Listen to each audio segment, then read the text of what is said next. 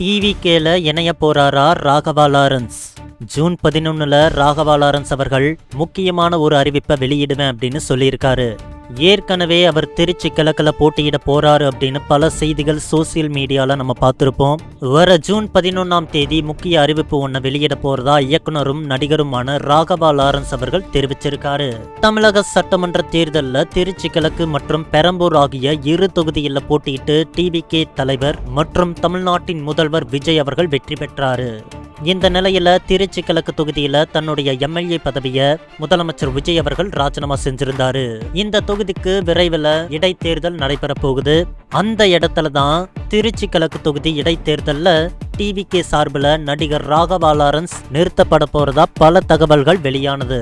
இது தொடர்பா ராகவா லாரன்ஸ் அவர்கள் என்ன சொல்லியிருக்காரு அப்படின்னா, திருச்சி கிழக்கு தொகுதியில நான் தேர்தலில் போட்டியிட போறதா பல்வேறு ஊடகங்கள்ல செய்திகள் பரவிக்கிட்டு இருக்கு. சோ இது எல்லாத்துக்குமே நான் கண்டிப்பா கிளாரிபிகேஷன் கொடுத்தே ஆகணும்.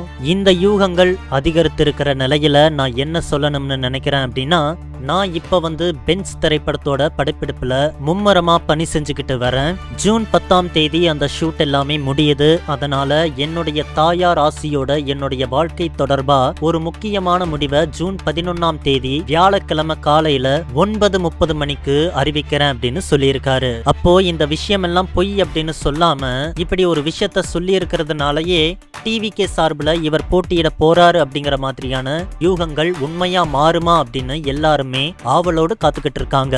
இது பத்தின உங்களுடைய கருத்து என்ன அப்படிங்கறத கீழே கமெண்ட் செக்ஷன்ல சொல்லிடுங்க. இந்த மாதிரியான சுவாரஸ்யமான தகவல்களை மேலும் தெரிஞ்சுக்க நம்மளுடைய மீடியா ஜங்ஷன் பிளஸ் யூடியூப் சேனலை சப்ஸ்கிரைப் பண்ணிக்கோங்க.